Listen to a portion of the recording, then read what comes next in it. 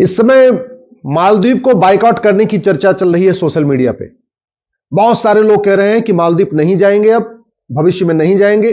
बहुत सारे लोगों ने तो मालदीव जाने का टिकट भी कैंसिल करा दिया है। एक अनुमान के अनुसार 10 लाख भारतीयों ने मालदीव जाने का अपना जो टिकट था उसको कैंसिल कर दिया, अपनी होटल की बुकिंग कैंसिल कर दिया। लेकिन मैं अभी देख रहा था बहुत सारे ऐसे लोग जो मालदीव जा चुके हैं, आज भी उनकी फोटो फेसबुक पे है, ट्विटर पे है, उनके इंस्टा पे है। तो मैं इसलिए रिक्वेस्ट कर रहा हूं, अगर आप बाइकआउट मालदीव कर रहे हैं तो अपनी पुरानी फोटो अपने ट्विटर से, फेसबुक से, इंस्टाग्राम से हटा दीजिए। दूसरी बात ये जो मालदीव है इसका इतिहास तो समझिए। हमारे देश में राजा राज चोल हुए थे, दक्षिण भारत के राजा थे, बहुत ही प्रतापी राजा थे। 29 साल तक उन्होंने राज किया था। राजा राज चोल ने 29 साल राज किया। 9 लाख की क्षमता वाली उनके पास सेना थी। उनके जो सैनिकों की संख्या थी 9 लाख थी। उनके पास जहाजी बेड़े थे और जब वो चलते थे समुद्र में तो आगे कितनी दूर पे जमीन मिलेगी, कितनी दूर के बाद फिर धरती मिलेगी, उसको टेस्ट करने के लिए उनके पास बहुत बढ़िया एक साधन था। उन्होंने ऐसे पक्षी पाले थे कि वो अपने जहाज पर से उड़ा देते थे और जब वो पक्षी लौट के आ जाते थे उससे स्पष्ट हो जाता था कि आगे बहुत दूर तक धरती नहीं है। तो मतलब समुद्र में चलते थे जहाज से तो यह भी पता कर लेते थे कि कितनी दूर पे धरती मिलने वाली है या समुद्र लगातार चलता रहेगा। और उन्होंने चार जगह अपना राज स्थापित किया था। जो भारत में उनका राज था वो तो था ही। वर्तमान जो मालदीव है ना, ये भी उन्हीं का राज था। जो इंडोनेशिया है ये भी उन्हीं का राज था, राजा राज चोल का राज था। मलेशिया ये भी हिंदू राष्ट्र था। तो राजा राज चोल ने जो अपना हिंदू राष्ट्र स्थापित किया था, मलेशिया भी था उसमें, इंडोनेशिया भी था, मालदीव था। मालदीव एक्चुअली संस्कृत शब्द है मल्लद्वीप, जैसे लक्षद्वीप है ऐसे मल्लद्वीप, ये संस्कृत शब्द है। और चूंकि पहले हमारे देश में ज्यादातर स्थानों के नाम संस्कृत में होते थे, दक्षिण भारत में आज भी आपको मिलेंगे रामेश्वरम, मछलीपट्टनम, इस तरीके से रामनाथपुरम, लास्ट में म लगता है या तो द्वीप लगता है। लेकिन आप जरा सोचिए कि जिस मालदीव के ऊपर हिंदू राजा राज चोल का राज था, जहां 100% पॉपुलेशन हिंदू थी, आज की डेट में वहां पे गैर मुस्लिम नागरिकता भी नहीं ले सकता। मालदीव में अगर आपको सिटीजनशिप चाहिए तो सबसे पहले आपको इस्लाम कबूल करना पड़ेगा। और जहां पे राजा राज चोल थे उनकी स्थिति क्या है? लक्षद्वीप में राजा राज चोल थे। लक्षद्वीप एक हिंदू राज्य था, आज की डेट में वहां 97% मुस्लिम है। मालदीव हिंदू राज्य था, आज की डेट में वहां 100% मुस्लिम।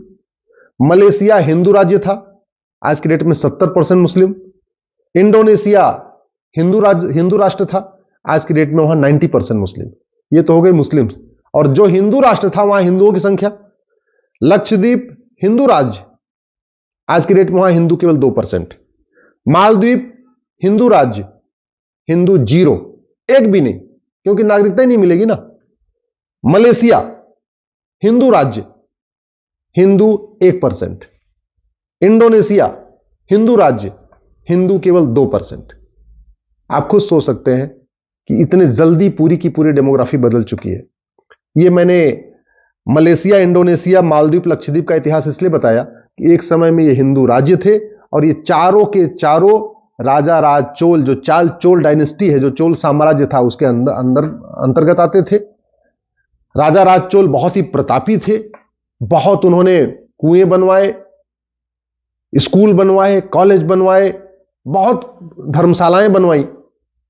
लेकिन कुछ तो उनसे भूल हो गई, जो बाद में हिंदू राज्य पूरी तरीके से डेमोग्राफी बदल गई और कन्वर्ट हो गए। आज हम अफगानिस्तान से गायब हो गए, पाकिस्तान से गायब हो गए, बांग्लादेश से गायब हो गए, इंडोनेशिया से गायब हो गए, मलेशिया से गायब हो गए, मालदीव से गायब हो गए। जो दुनिया में बाकी गायब हुए भारत में 9 राज्यों से खत्म हो चुके हैं। डिस्ट्रिक्ट वाइज 200 जिलों से खत्म हो चुके हैं। याद रखिए, भारत में कुल 750 जिले हैं, उसमें से 200 जिलों की डेमोग्राफी बदल चुकी है। तहसील के हिसाब से हम 900 तहसीलों से गायब हो चुके हैं। टोटल 900 तहसीलों की डेमोग्राफी बदल चुकी है। तो 9 राज्यों की डेमोग्राफी बदल चुकी है, 200 जिलों की डेमोग्राफी बदल चुकी है, 900 तहसीलों की डेमोग्राफी बदल चुकी है। हमारी 300 तहसीलें तो बॉर्डर पे हैं, याद रखिएगा। टोटल 900 तहसीलों की डेमोग्राफी बदली है, जिसमें से लगभग 300 तहसीलें बॉर्डर पे आती हैं, उनकी पूरी पूरी डेमोग्राफी बदल चुकी है। यानी जो भारत का जो बॉर्डर है उसकी डेमोग्राफी पूरी बदल चुकी है। ये सोचना पड़ेगा इसका तरीका क्या है।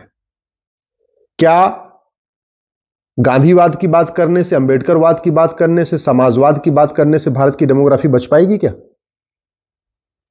क्या तू मैं करने से, नूरा कुश्ती करने से, बतौलेबाजी करने से, टीवी पे डिबेट करने से भारत की डेमोग्राफी बच पाएगी क्या? जानते हैं भारत की डेमोग्राफी को जो सबसे बड़ा खतरा है वो जनसंख्या विस्फोट से है। 86,000 बच्चे रोज पैदा हो रहे हैं। 2023 में 3.25 करोड़ बच्चे पैदा हुए हैं।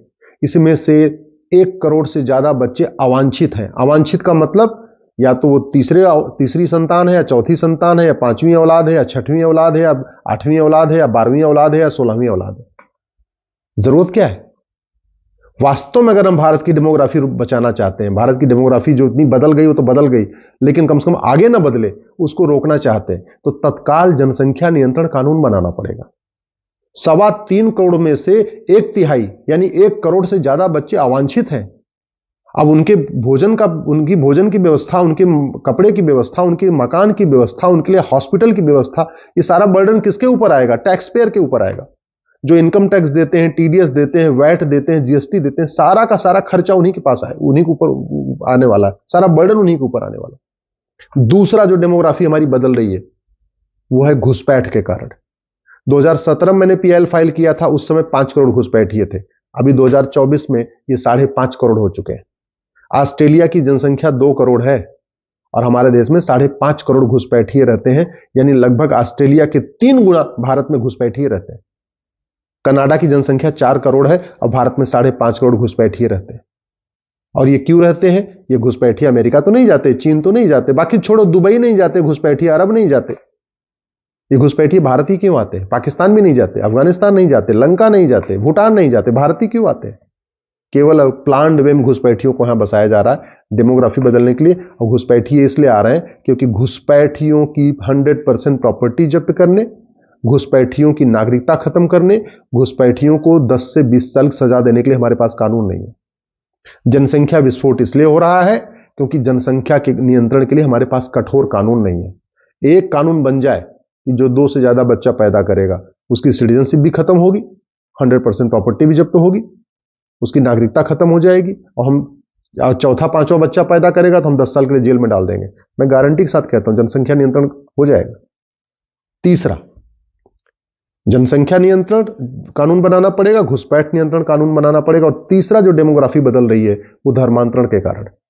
पूरा नॉर्थ ईस्ट बदल चुका है, पंजाब बहुत तेजी के साथ बदल रहा है, उत्तर प्रदेश, बिहार, मध्य प्रदेश के आदिवासी एरिया में पूरा कन्वर्ट हो चुका है।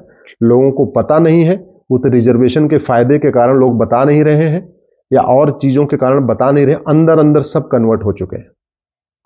और ये इसलिए हो रहा है क्योंकि हमारे पास धर्मांतरण नियंत्रण के लिए कठोर कानून नहीं है। एक कानून बनाइए कि जो आदमी हिंदुओं को धर्मांतरित करेगा उसके ऊपर एनएसए लगेगा, यूएपीए लगेगा, गैंगस्टर एक्ट लगेगा, वेजिंग वॉर की धारा लगेगी, 100% प्रॉपर्टी जब्त करेंगे और उसको आजीवन कारावास या फांसी देंगे। कल से ही धर्मांतरण रुक जाएगा, मैं गारंटी के साथ कहता हूं। सठे साठ्यम समाचरित भय बिन होए न प्रीत। कानून जितना कठोर होगा, दंड की व्यवस्था जितनी कठोर होगी, उतना तेजी के साथ धर्मांतरण रुकेगा, घुसपैठ रुकेगी, जनसंख्या विस्फोट रुकेगा। नहीं तो आज बाइकआउट मालदीव कर रहे हैं, कल को बाइकआउट कश्मीर करना पड़ेगा, परसों बाइकआउट केरल करना पड़ेगा, नरसों बाइकआउट गोवा करना पड़ेगा। भारत के 9 राज्यों में तो खत्म हो ही चुके हैं ना, 200 जिलों में तो खत्म हो ही चुके हैं, 900 तहसीलों में तो खत्म हो ही चुके हैं। कब तक बाइकआउट कर रहेंगे? इसलिए मैं आपसे हाथ जोड़ के निवेदन कर रहा हूं, दल गुलामी छोड़िए, पार्टियों की गुलामी छोड़िए। ये आज के नेता 25 साल के बाद आपके बच्चों को बचाने नहीं आएंगे, लेकिन आज का कठोर कानून 25 साल नहीं, अगले 200 साल तक आपके परिवार को बचाएगा, आपकी संस्कृति को बचाएगा, आपके धर्म को बचाएगा। इसलिए जनसंख्या नियंत्रण कानून, धर्मांतरण नियंत्रण कानून, घुसपैठ नियंत्रण कानून की मांग करिए, समान शिक्षा और समान नागरिक संहिता लागू करने की मांग करिए।